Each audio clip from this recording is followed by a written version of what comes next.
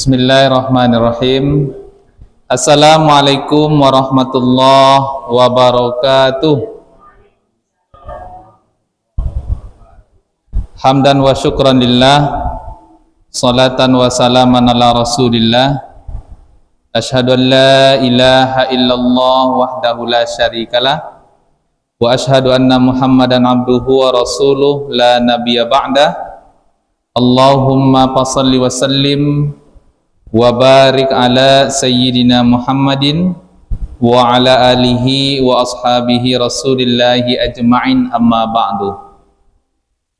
Pertama-tama marilah kita bersyukur kepada Allah Subhanahu wa taala. Alhamdulillah, pada malam yang berbahagia ini Allah masih mengizinkan kita untuk hadir di tempat yang mulia bersama orang-orang yang mulia dalam rangka melaksanakan salat fardu maghrib secara berjamaah, dan dilanjutkan dengan mendengarkan tausiah ataupun kajian yang mudah-mudahan nanti bagi kita yang hadir berpahala sambil menunggu nantinya masuk waktu salat Isya. Kemudian salat beriring salam, Allahumma salli ala Muhammad wa ala ali Muhammad, buat arwah junjungan alam Nabi besar kita Muhammad sallallahu alaihi wasallam. Bapak-bapak, ibu-ibu, hadirin hadirat rahimakumullah. Kalau awak tengok kini awak berada di bulan Zulhijjah. Tanggal berapa kini? Hah? Tanggal 6, tanggal 5. Ada yang tanggal 6, ada yang tanggal 5. Kalau yang tanggal 6 berarti ayonya Rabu. Kalau yang tanggal 5 Komi. Jadi perbedaan itu, itulah perbedaan. Mudah-mudahan ini menjadi rahmat bagi kita di Indonesia.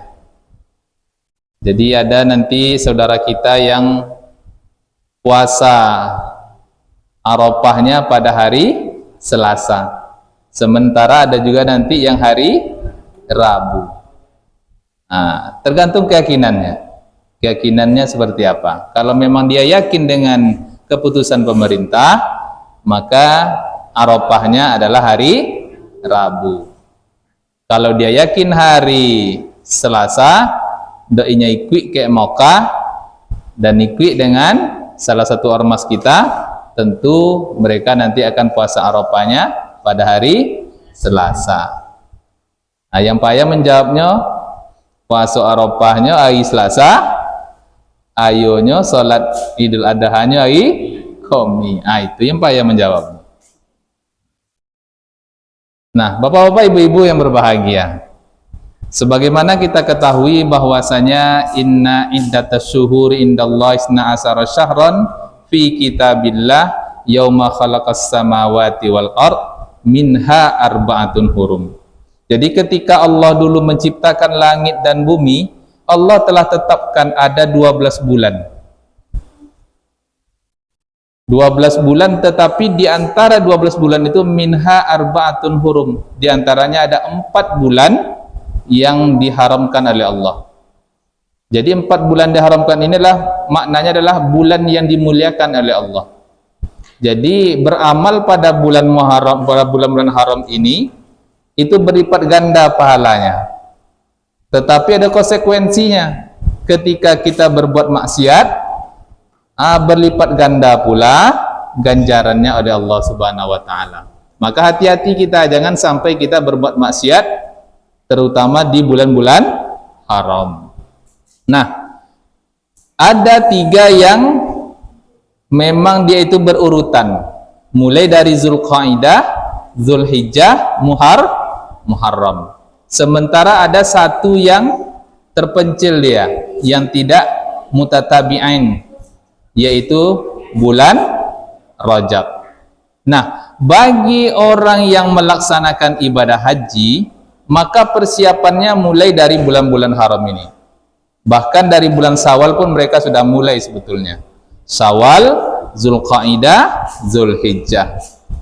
Nah, apa amalan-amalan yang dapat kita lakukan pada hari-hari tersebut, terutama di bulan Zulhijjah ini? Apa kata Rasulullah sallallahu alaihi wasallam? Ma min ayyamil amalus salihu fi inna ahabbu ilallah min hazil ayyamil ashar. Qalu ya Rasulullah walal jihadu fi sabilillah. Jadi tidak ada hari-hari di mana hari-hari itu merupakan hari-hari yang lebih dicintai oleh Allah Subhanahu wa taala untuk berbuat amal soleh, yaitu pada 10 hari daripada awal bulan Zulhijjah. Mereka bertanya, walal jihadu fisabilillah, hai Rasulullah, tidak juga dengan jihad fisabilillah? Apa kata Rasulullah? Faqala Rasulullah sallallahu alaihi wasallam walal jihadu fisabilillah. Dan bahkan hari-hari yang 10 awal Zulhijjah itu bisa mengalahkan jihad fisabilillah illa rajulun kharaja bi nafsihi wa malihi falam yarji' min zalika bisyai'. Yang bisa mengalahkannya adalah seseorang yang keluar berjihad dengan harta dan dirinya tetapi dia gugur di medan perang. Itu baru ia mengalahkan 10 hari. Tetapi kalau dia pergi berjihad, masih selamatnya, baliknya balik, maka lebih besar pahalanya orang-orang yang mendirikan hari-hari 10 awal bulan Zulhijjah. Jadi apa yang bisa awak lakukan dengan mengisi 10 hari itu? Yang pertama bisa kita lakukan dengan berpuasa. Berpuasalah dari tanggal 1 sampai tanggal 9 dan tanggal 10 menjelang selesainya solat Id. Jadi kok jangan diperpanjang pula. Cukup sudah solat Id, kembali ke rumah berbuka. Bahkan Rasulullah SAW ada dijelaskan, dia mengambil bagian daripada hewan kurbannya. Jadi Rasulullah setelah dia khutbah itu dia langsung menyembelih hewan kurbannya. Kemudian diambilnya sebagian daripada hatinya itu. Hati itu dibawa pulang, dimasak oleh istrinya, dan itulah yang menjadi perbukaan dari Rasulullah di pagi hari Idul Adha itu. Jadi bagi kita yang nanti berpuasa, cukuplah nanti selesai khutbah. Selesai khutbah, langsung kita mencari makanan atau minuman untuk membatalkan imsak tersebut. Jadi istilahnya dengan imsak, menahan sebentar. Nah, Bapak Ibu yang berbahagia, bagi orang yang ada di tanah suci, amalan yang paling afdal itu adalah melaksanakan ibadah haji. Maka mereka melaksanakan ibadah haji nantinya, mulai dari rukun-rukun haji, wajib-wajib haji, dan sunnah-sunnah haji. Itulah yang akan mereka lakukan nanti. Nah, ketika mereka dapat melaksanakan semua rukun-rukun haji, wajib-wajib haji, maka mereka itu nanti akan pulang ke negeri kita dengan membawa predikat haji yang mabrur. Al-hajjul mabrur laisa jazauhu illal jannah. Jadi haji mabrur itu tidak ada balasannya kecuali surga. Makanya nanti juga kita diperbolehkan untuk meminta doa kepada mereka. Apabila nanti mereka pulang ke negeri, setelah kita jemput, kita tunggu dia pulang sampai di depan rumahnya, ketika dia mau masuk ke dalam rumahnya, mintalah dia untuk berdoa. Di mana di sana seorang haji mabrur, tentu doanya doa yang mustajab. Mintalah doa di sana. Doakan kami, mudah-mudahan kami bisa pula nanti berhaji, atau nanti berikanlah kami supaya kami nanti bisa sehat walafiat, kita yang ada di kampung ini dalam keadaan selamat, bahagia, tidak ada gejolak dan lain sebagainya. Silakan minta kepada orang-orang nanti yang pulang haji, karena memang mereka itu dalam keadaan suci fitrah. Nah, Bapak Ibu yang berbahagia, tapi bagi kita yang ada di negeri ini, apa yang bisa kita lakukan? Dari tanggal 1 sampai dengan tanggal 10 Zulhijjah tersebut, tanggal berapa yang paling besar? Tanggal berapa yang kegiatannya itu sangat istimewa dan pahalanya sangat besar? Itulah dia, menurut ulama adalah tanggal 10 Zulhijjah. Kenapa? Karena di hari itulah di mana semua orang menundukkan kepalanya di hadapan Allah, yaitu melaksanakan ibadah salat Idul Adha. Kemudian mereka semuanya nanti akan menyembelih hewan kurban sebagai tanda mereka itu cinta dan sayang kepada baginda Rasulullah SAW. Nah, Bapak Ibu yang berbahagia, maka bagi kita yang ada di negeri ini adalah yang afdal untuk berkurban. Sudahkah kita mendaftar tahun ini? Sudah? Sebagian sudah? Mungkin sebagian belum. Kalau kita lihat dari hadis dari Ahmad dijelaskan, man kana lahu sa'atan falam yudhi fala yaqrabanna musallana. Barang siapa yang mempunyai sa'ah, mempunyai kemampuan. Kemampuan itu apa? Ada kelebihan dia nanti. Ketika di hari Idul Adha itu, tetapi dia tidak ikut berkurban, fala yaqrabanna musallana, kata Rasulullah. Hadis riwayat Ahmad. Maka janganlah mereka itu hadir di tempat sholat kami, kata Rasulullah. Kalau Rasulullah mengatakan janganlah kalian hadir, berarti Rasulullah itu merasa benci dia dengan orang yang sanggup untuk berkurban tetapi dia tidak mau berkurban. Bukankah kita sekarang ini melaksanakan ibadah sholat, mengikuti sunnah-sunnah Rasulullah, semua itu kita lakukan untuk apa? Untuk mencari agar Rasulullah itu sayang dengan kita. Jadi jangan sampai kita mengundang daripada kebencian baginda Rasulullah SAW kepada kita. Salah satu yang akan mengundang kebencian itu adalah ketika kita mampu berkurban tetapi kita tidak ikut berkurban. Nah, Bapak Ibu yang berbahagia, kalau kita lihat di dalam kitab Majmu' Syarah Al-Muhazzab, di situ ada dijelaskan apa-apa saja kira-kira yang mesti kita perhatikan ketika kita berkurban. Yang pertama dijelaskan di sana adalah mana yang lebih utama, hewan kurban itu yang mahal atau yang murah. Kio-kio kalau awak tanya kini, mana yang lebih afdol kio-kio? Hewan kurban yang mahal atau yang murah untuk kita korbankan? Hah? Ikut yang bayar kan? Inyo nyak murah tapi ancak. Adalah uang yang nyo biarlah mahal tapi ancak. Nah, itu biasanya kan? Kalau yang payah itu biarlah murah biayanya tapi ancak. Itu yang payah tu. Nah, jadi mana yang lebih afdol? Di dalam kitab Majmu' Syarah Al-Muhazzab yang dikarang oleh Imam Nawawi, bahwa yang lebih afdol itu adalah hewan kurban yang lebih mahal.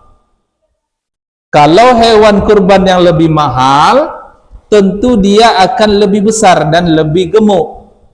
Lebih besar, lebih gemuk, tentu dia akan lebih sehat. Jadi yang lebih afdal itu adalah hewan kurban yang lebih mahal. Kalau kini kalau awak tengok ada di masjid-masjid itu 3 juta 2 tui. Ada 3 juta 150. Ada juga yang 3 juta. Tapi yang 3 juta itu tidak kau boleh dah. Sapi. Karena harga kerbau yang sekarang ini kebutuhan melambung. Nah, jadi kalau nenek kerbau rata-rata 1 kilo itu biasanya 3 juta 2 tui. Nah, jadi kadang-kadang ada yang protes, potang 29-nya Pak Ketua Kurban. Kinilah 3 juta 2 tui banyak bono naiknya. Tidak ada yang go potang, biarlah kui. Kan itu ledu kan? Kalau nyaknya aja go potang 2 juta 9 tui. Tentu yang kui dicai dak panitia. Ada yang bawa 70 ya 70 kilo. Tentu nampak dawak dia kan canda apa godang itu. Maka kalau seandainya bisa sama kita di korban kita korbankan uang 300.000 lagi, biarlah yang harga 3.200.000 tetapi bobotnya mungkin 100 kilo lebih. Kalau 1 kilo lebih itu inyo tu memang godang. Istilah awak ko apa nama tu? Badagoknya, badago. Tapi kalau di bawah 1 kilo tu biasanya nampak bono kuinya kan, apalagi yang 70 kilo. Jadi kalau yang berkorban ini di dalam kitab Majmu' Syara' Al-Muhazzab ini adalah yang terbaik itu kata Imam Nawawi adalah yang lebih mahal. Yang lebih mahal. Nah, kemudian di dalam kitab ini juga dijelaskan mana yang lebih utama untuk warna daripada hewan kurban. Dibahas juga di siko mana yang lebih utama warnanya. Apakah warna putih, warna hitam? Di sini dijelaskan apa katanya? Afdaluhal baydha. Yang lebih afdal itu warnanya adalah warna putih. Kalau hewan yang putih apa biasa tu?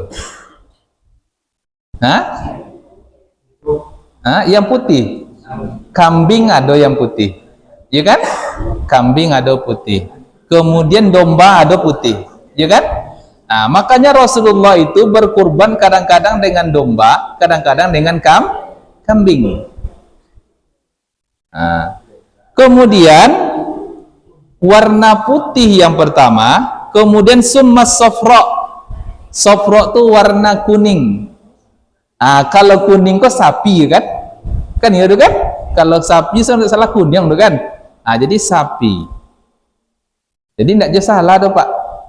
Biarpun tidak kobau tapi dapat sapi. Kalau diwarnanya lah nomor 2 tu. Kalau menurut Imam Nawawi kok.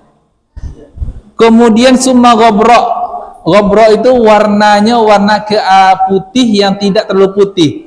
Berarti agak keabu-abuan. Warna keabu-abuan ku apa? Apa bisa ni? Ada sapi apa tu kan? Ada abu-abu Pak? Sapi apa nama tu? Sapi apa? Buler? Bule. Sapi. Jadi warnanya agak ke abu-abuan. Nah, kemudian ada juga yang warnanya balqa. Balqa itu separuhnya putih dan separuhnya lagi hitam. Jadi warnanya bolang-bolang. Warna bolang-bolang. Kemudian barulah kata Imam Nawawi itu adalah summa sauda yang berwarna hitam. Kalau kobau biasa rata-ratanya hitam kan? Termasuk hitam tu kan? Abu-abu ada juga, cuman rata-rata nampaknya banyak yang hitam. Kalau dicuci, brosio, warnanya hitam.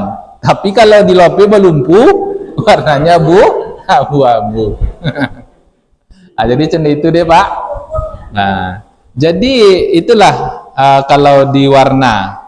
Kemudian dijelaskan pula oleh Imam Nawawi dalam kitabnya ini, di manakah tempat yang lebih afdal untuk menyembelih? Di mana tempat lebih afdal? Kata Imam Nawawi, afdalu an yudhahi fi darihi bi mashhadi ahli. Yang lebih afdal menyembelih itu adalah di kampungnya. Kampung di mana? Di tempat awak tinggal. Jadi yang lebih afdal itu adalah berkurban di mana awak tinggal. Awak kini tinggal siko namanya Bukit Permai. Berarti awak berkurbanlah di Bukit Permai. Kalau musala awak ada kurban tak?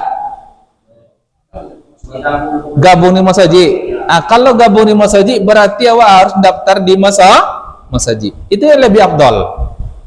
Jadi kadang-kadang kan ada lah awak bagai nyak berkurban, awak bawa ke kampung halaman awak dulu, ke kampung ayah atau ke kampung amak. Sementara awak kini kok berdomisili di daerah Bukit Permai, maka yang lebih afdal dan utama itu adalah berkurban di tempat awak tinggal. Fidarihi bimashhadi ahlihi, disaksikan oleh keluarganya.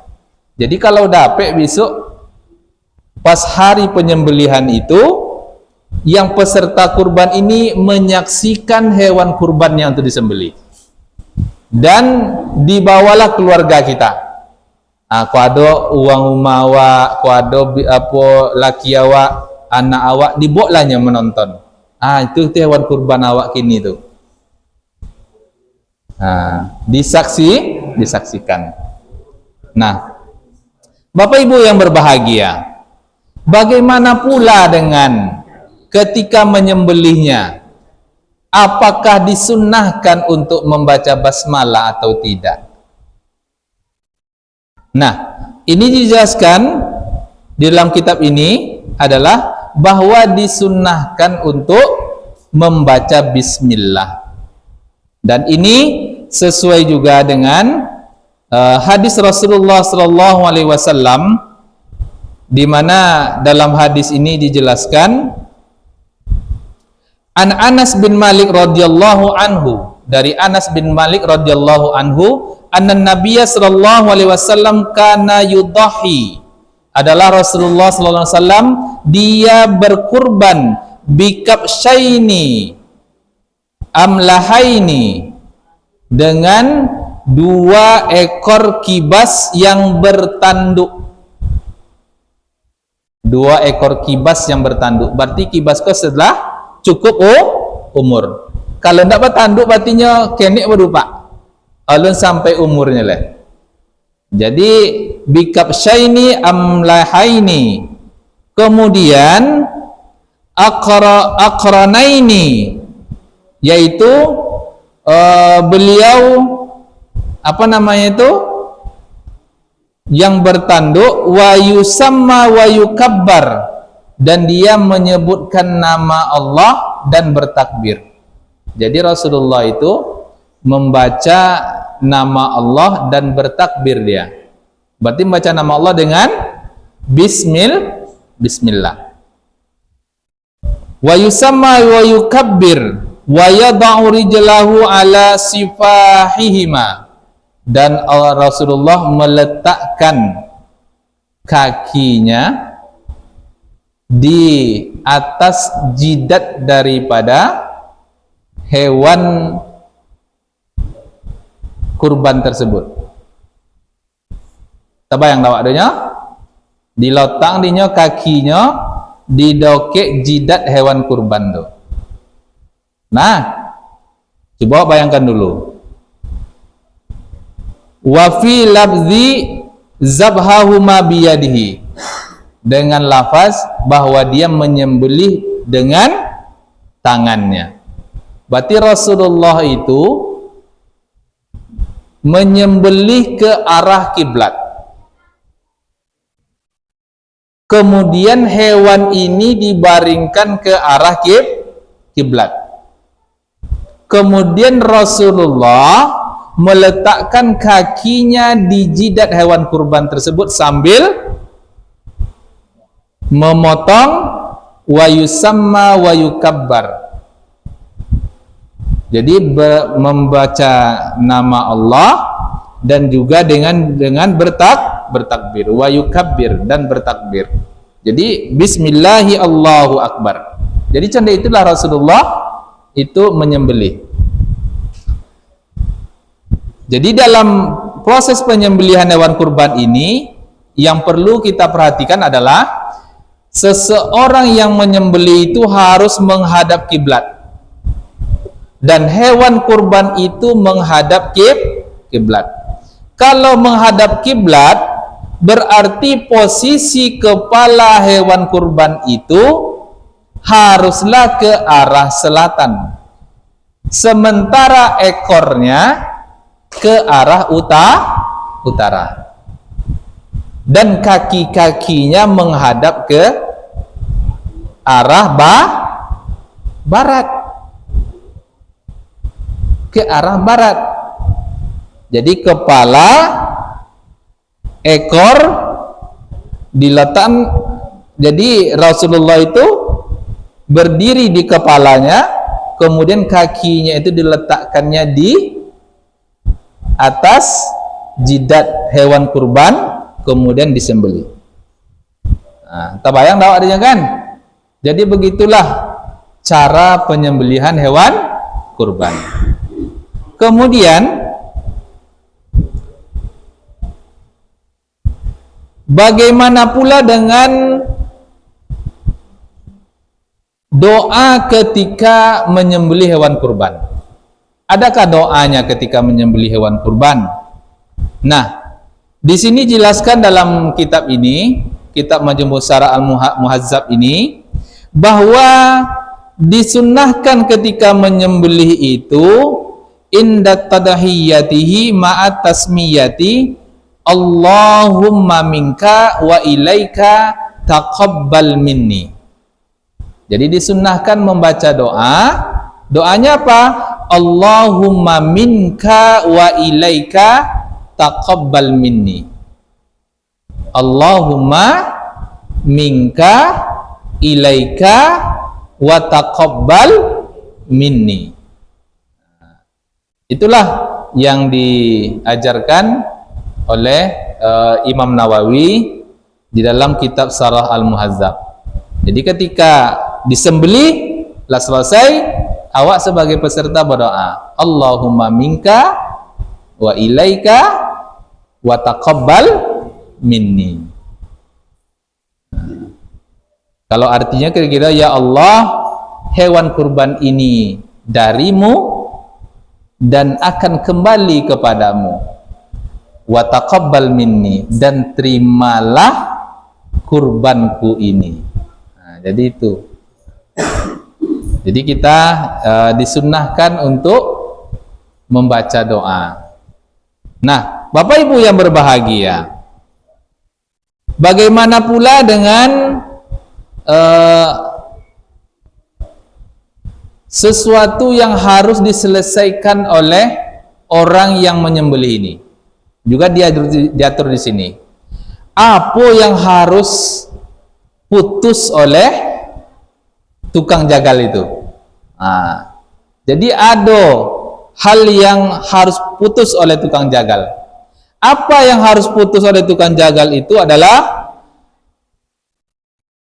qata'a jami'il hulqum wal mar'i, memotong daripada saluran napasnya dan saluran makanannya. Jadi kalau hulkum itu adalah saluran napas, mar'i itu adalah saluran makanan. Jadi ada dua saluran. Itu harus putus oleh tukang jagal. Tidak boleh tidak putus. Nah, maka seorang yang tukang jagal itu haruslah dia mempunyai ilmu untuk menyembelih. Jadi jangan salah-salah beko. Beko inya menyembelih ternyata tidak putus. Makanya ada kejadian togak baliknya kan, dipotong togaknya balik. Jadi teraniayalah hewan kurban tersebut. Jadi jangan sampai hewan kurban itu teraniaya. Makanya salah satu yang mesti kita persiapkan itu adalah pisau yang tajam. Kalau pisau yang tajam itu, kalau wak cubon ma icio kote itu bisa. Itu tajamnya tuh. Makanya ketika kalau bisa hanya dengan satu kali gores saja sudah putus. Bismillahi Allahu Akbar, selesai kali itu. Jadi pisau yang contoh itu yang harus disiapkan oleh tukang jagal. Jangan beko sampai 2-3 kali mayum ke bawah katil lunjepo putui. Kosan pakainya pisau yang majal, itu teraniayanya tuh. Ibu wak nengok hewan kurban. Nah, Bapak Ibu yang berbahagia, bagaimana pula dengan seorang wanita yang ingin menyembelih? Boleh enggak wanita itu menyembelih hewan kurban? Boleh enggak? Boleh enggak wanita itu menyembelih hewan kurban? Wanita boleh menyembelih hewan kurban kalau inyo sanggup untuk menyembelih, baiknya kesempatan. Tetapi yang lebih afdol itu adalah seorang laki-laki. Nyawa tanya tadi boleh enggak? Boleh. Tapi yang lebih afdol itu adalah seorang laki-laki. Kemudian dalam kitab ini dijelaskan juga oleh Imam Nawawi, seorang laki-laki yang menyembelih hewan kurban itu yang lebih afdol adalah orang yang lebih faqih tentang fikih kurban. Orang yang lebih mengetahui fikih kurban, maka dialah yang lebih afdol menjadi tukang sembelih. Jadi kalau ada padusi, ada laki-laki, lebih afdol yang laki-laki. Yang padusi boleh? Boleh. Ya.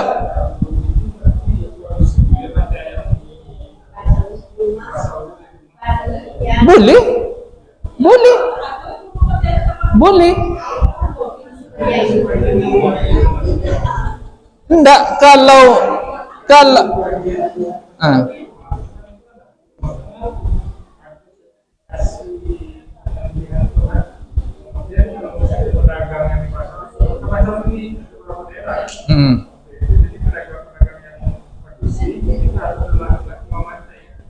enggak, itu kan mereka mengambil yang utama. Tetapi kalau seandainya wanita itu ingin dia menyembelih, boleh, tak ada masalah. Mungkin karena mereka lebih memilih agar laki-laki yang menyembelih. Kalau dalam kitab Sarah Al-Muhazzab ini jelaskan bahwasanya seorang wanita itu boleh dia menyembelih, tetapi lebih afdol seorang laki-laki. Maka di dalam penyembelihan ini haruslah dipilih seorang yang faqih dia, seorang yang betul-betul dalam ilmu tentang fikih kurbannya itu. Maka dialah nanti yang kita pilih. Umpamanya ada buya mungkin di kampung awak kok, inya bisa menyembelih, awak baiknya kesempatan. Buya, tolong buya sebagai tukang sembelih aja. Bekok yang menyelesaikan, entah menguliti, membelah 4, itu nak yang lain. Tetapi hanya untuk sekedar penyembelih. Jadi begitu. Baik, Bapak Ibu yang berbahagia, bagaimana pula dengan kulit hewan kurban? Itu yang menjadi masalah. Kulit hewan kurban. Apakah boleh kita untuk menjual kulit hewan kurban? Apakah boleh kita untuk memberikan sesuatu dari hewan kurban itu kepada orang yang menjadi pekerja daripada kurban kita tersebut? Apakah boleh? Nah, di sini dijelaskan oleh Rasulullah sallallahu alaihi wasallam. Apa kata Rasulullah? Di mana hadis dari Ali bin Abi Thalib, dia dijelaskan, amarani Rasulullah sallallahu alaihi wasallam an aquma ala budnihi. Aku diperintahkan oleh Rasulullah sallallahu alaihi wasallam, kata Ali, untuk mengurusi hewan kurbannya. Jadi Rasulullah memerintahkan Ali untuk mengurusi hewan kurbannya. Di zaman haji wada terakhir, Rasulullah itu membawa 100 ekor unta untuk dikurbankan. Nah, sampai dengan ke-63 Rasulullah meminta Ali melanjutkan menyembelihnya sampai 100. Kemudian Rasulullah meminta Ali untuk mengurus semua hewan kurban itu. Maka apa dijelaskan oleh Ali? Wa an atasaddaqa biluhumiha wa juludiha wa ajillataha. Dan aku diminta untuk mensedekahkan daging-dagingnya. Apa boleh? Juludiha, kulit-kulitnya. Kemudian apa boleh? Wa ajillatiha. Ajillati itu adalah kulit yang diletakkan di punuk unta. Kan punuk unta yang menonjol tu, itu ada kulit biasa ditang doang situ tu. Gunanya apa? Untuk menahan dari hawa panas terik matahari. Yang itu pun diminta oleh Rasulullah kepada Ali, juga dibagikan. Jangan ada yang tersisa. Ya.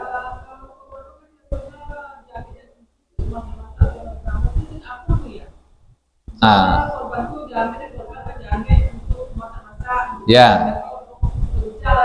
Ya, baik. Baik. Nah, kita lanjutkan ini sebentar dulu. Wa an la a'til jazar, dan hendaklah aku tidak mengambil bagian daripada hewan kurban itu sebagai upah untuk tukang potong, tukang jagal. Jadi pekerja itu jangan dikasih. Nahnu nu'tihi min indana, kata Ali. Dan kami mencari sesuatu yang lain yang ada di sisi kami sebagai upah mereka. Jadi dicela piti untuk sebagai upah. Tetapi yang namanya daging, yang namanya kulit, yang namanya ajillah atau penutup punuk unta itu semuanya dibagikan. Tidak boleh diberikan sebagai upah kepada pekerja. Jadi itu. Jadi hati-hati ada siko. Nah, sesuai dengan hadis ini, makanya dalam kitab Sarah Al-Muhazzab ini dijelaskan oleh Imam Nawawi, solusinya adalah agar panitia-panitia kurban menetapkan harga yang lebih sedikit yang akan dipergunakan sebagai upah kepada seluruh pekerja. Umpama kalau dibagi masing-masing awak 3 juta, maka ditambahlah 1.000 menjadi 3 juta satu. Yang 1.000 ko itu ko lagunanya untuk upah tukang jagal, upah pekerja, untuk membeli tali, untuk membeli kantong, untuk membersihkan perut umpamanya, sebagai transportasi umpamanya. Nah, itulah yang harus nanti kita pergunakan.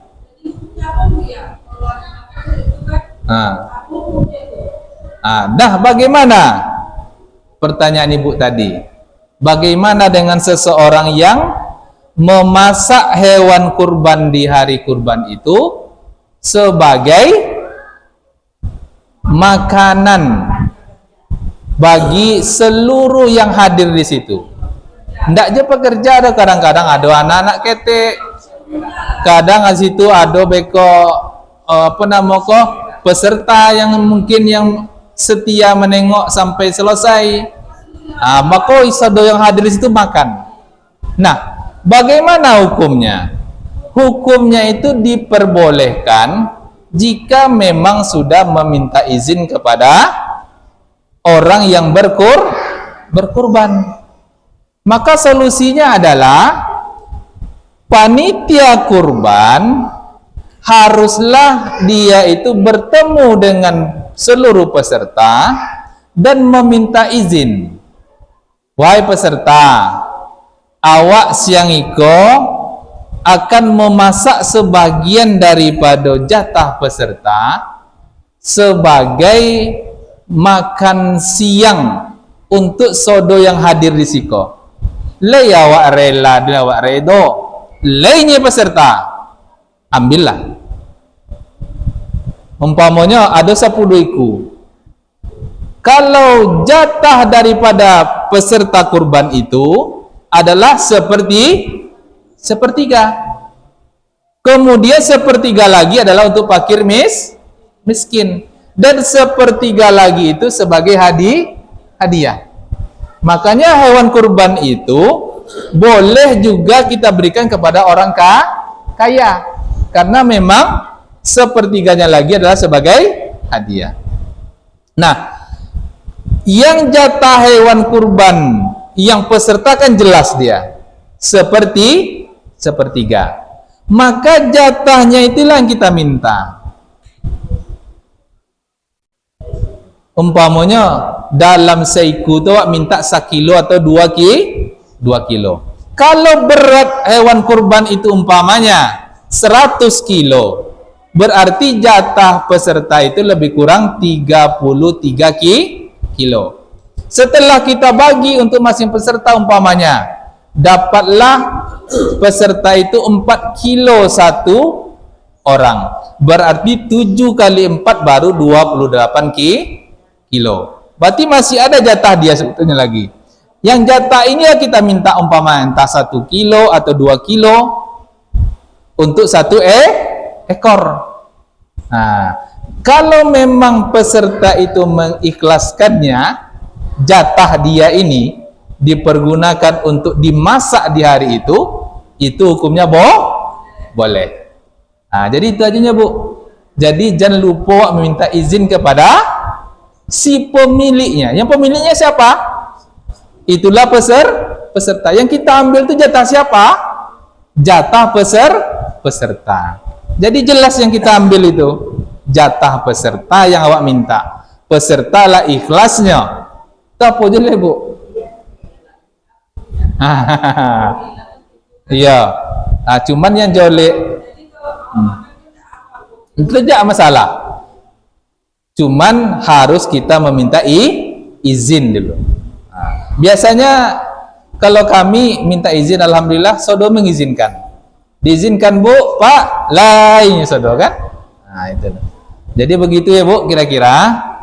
Jadi jangan sampai nanti bagian hewan kurban ini nanti yang ada dijual ataupun diberikan sebagai upah kepada pekerja. Kalau kulitnya ini tidak bisa umpamanya dibagikan, takut kulitnya itu nanti akan mubazir dibuang karena tidak pandai mengolah. Bagaimana solusinya? Solusinya adalah kita kumpulkan para fakir miskin di daerah kita. Kita pilih umpamanya siapa kira-kira fakir miskin yang betul-betul sangat membutuhkan. Ada bak 10, 20 wang atau 50 wang. Seluruh kulit yang ada itu kita serahkan untuk mereka. Ini kulit ini kami hadiahkan kepada kalian semua. Mau kalian apakan terserah. Mau nyo makan, mau inyo olah, mau inyo jual, itu menjadi hak mereka. Nah, jadi begitu caranya. Jadi jangan sampai nanti kulit ini kita yang peserta yang menjual, tetapi berikanlah kepada mereka, umpamanya kepada fakir miskin, serahkan kepada mereka, biarlah nanti mereka yang menjual. Itu yang lebih aman. Jadi kira-kira seperti itu. Mudah-mudahan kita nanti dalam ibadah kurban ini jangan sampai nanti pahala kita itu tidak sempurna. Kenapa? Karena mungkin ada sesuatu yang yang kita lakukan itu tidak dicontohkan oleh baginda Rasulullah Sallallahu Alaihi Wasallam.